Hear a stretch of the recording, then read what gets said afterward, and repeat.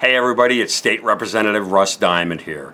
I want to show you how to use your ballot this year to vote against Tom Wolf and his data-free mandates. I'm going to use this sample ballot that I downloaded from our county board of elections, and I'm going to show you how to vote against Tom Wolf. Now, this sample ballot is for my precinct here, Annville West. You can see that, Annville West. But every ballot in the 102nd District is going to look exactly like this one, all the same. First thing you're going to notice is some instructions here. The instruction is, fill in the oval fully next to the candidate that you want to vote for. And I'm going to recommend that you use a black pen to do that. If you use a lighter colored pen or a red pen or anything like that, it might not scan properly when they scan your ballot into the machine. Okay, the first thing I want you to notice about this ballot is that there is no straight party option available on here. Used to be you could go to the polls and you could just pull the Republican lever and it would cast a vote in every single race for every Republican candidate. That is not an option anymore. In order for your vote to count in all these races, you need to vote in every single race. So let's go through these races and see what's on the ballot so that you can vote against Tom Wolf and his data-free edicts and mandates. First race on the ballot, of course, is the President of the United States. And you're going to notice here that, the Democrat is listed first and our president is listed second. I want to explain to you why that is. In Pennsylvania, the law is in a general election, the party of the governor is listed first in every single race. There's no rhyme or reason. There's no, this candidate's better than the other, or, they didn't draw lots or anything like that. That's just the way it is in Pennsylvania. The governor's party is always listed first. So you're going to see that guy on the Democrat is going to be listed first. And of course, you're going to be voting for Donald Trump so that we can keep America great. That's a real easy one, and that's what most people are going to the polls for. But now it's these other races that are even more important if you want to fight against Tom Wolf. The second race on the ballot is for Attorney General. That's the Attorney General of Pennsylvania. Currently, that guy's name is Josh Shapiro, and quite frankly, he's straight in Tom Wolf's camp. When the appeal was filed to Judge Stickman's federal order, which said that Tom Wolf's mandates were unconstitutional, Josh Shapiro made the claim that if you let people gather together, people are going to die. He's using fear and just plain old politics to try to scare people into following Tom Wolf's edicts. So again, in this race, you want to vote for the Republican. Her name is Heather Heidelbaugh, and she is going to fight Tom Wolf from the Attorney General's office. The next race down is the Auditor General of Pennsylvania.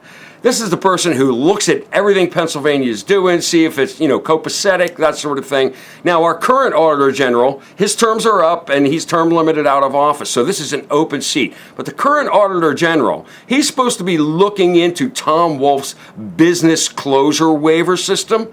But there's some question as to whether he's going to be really forthright and honest about that, because Tom Wolf donated to his congressional campaign. It's absolutely ridiculous. That Democrat is in bed with Tom Wolf as well. And so will the next Democrat. So again, you're going to want to go to the second person on the ballot, who is the Republican, and that's Timothy DeFore. I've met Timothy. He's a good guy, and he's going to do a great job as Auditor General. Now let's go down to the next race. The next race is Pennsylvania State Treasurer. When Tom Wolf writes those $10 million checks here, $20 million check there, $40 million check here, the state treasurer is the guy who signs that check. So he controls all the money in Pennsylvania. Of course, you don't really want a Democrat in charge of that because he's going to be in lockstep with Wolf as well. Again, we're going to the second candidate on the ballot, the Republican, and we're going to vote for Stacey Garrity. Stacey Garrity is going to do a great job as the Pennsylvania State Treasurer. The next race down is for the United States Congress. Now, look, Congress doesn't really impact Pennsylvania policy, can't fight directly against Tom Wolf, but that congressman is going to be supporting President Trump's agenda for his next 4-year term. So, of course, here, you're going to want to go down to the second candidate on the ballot, and you're going to vote for Dan Muzer. Dan Muzer's a great guy. He's been around Lebanon County a lot. He's been standing up with us when we're out demanding your freedom, and he's going to continue to do a great job in supporting President Trump. Last but not least, we get down to the last race on the list, and that's my race. Look, I've been out in front leading the legislative efforts against Tom Wolf's edicts. So I'm going to ask you again to go down to the second candidate on the ballot. That's me, Russ Diamond. Cast your vote for me, because the other guy on the ballot, he might talk a nice talk, but here's the thing: when he gets into office, he's going to be in lockstep with Tom Wolf on all his policies, no matter what. And if you saw the debate on the veto override of House Bill 2787, you see how these Democrats, they'll vote one way 1 week, and 2 weeks later they'll flip-flop when the governor calls them and promises them or pressures them or whatever. They're not fighting for your best interests. I've been fighting for your best interests all along, and I ask for your vote to re-elect me to another term in the House of Representatives.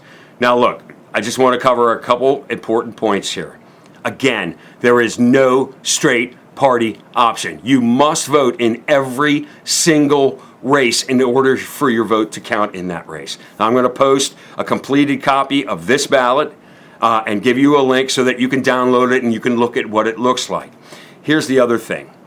If you make a mistake and you accidentally put a mark in the wrong place, if you're voting in person, simply go to the judge of elections and say, hey, I made a mistake. Can I get a fresh ballot? And they'll give you a fresh ballot and you can start all over again. Just remember, when you start all over again, you have to vote in every single race because there is no straight party option. And don't assume that just because you vote for Donald Trump for president, that your vote's going to count for the Republicans in every other race. It's not the way it works anymore, because that straight party option is gone. You need to vote in every single race. Now, if you're voting by mail-in and you make a mistake, you're going to have to call your county board of elections and find out what the process is in your county to get a fresh ballot to start all over again. The mail-in ballot option, look, it's convenient for everybody, but if you make a mistake, or if you make a mistake when you mail it in, including not putting it in the security envelope that it came with, your vote's not going to count. We can have faith in the mail system and we trust it's going to get back, but there's a lot of things that can go wrong with mail-in ballots, and that's why I'm recommending voting in person. So if you vote in person and you make a mistake, you can just get another ballot, a replacement ballot, right away from the judge of elections. And if you vote in person, just remember, there's no straight party option anymore. You need to vote in every single race for your vote to count in that race. And if you want to vote against Tom Wolf, your vote's going to be cast for the Republicans in every single race. One last note, if you're viewing from somewhere else in Pennsylvania, there may be another race on there for your state senator. Only half the senators in the state Senate are up for election today or this year.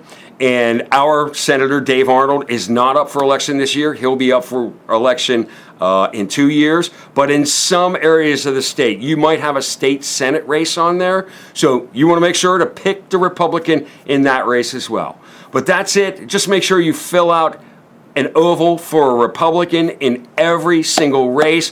Be thorough. Take your time.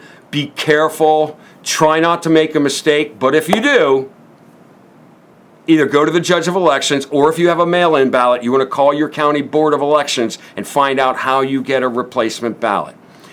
That's what we have to do.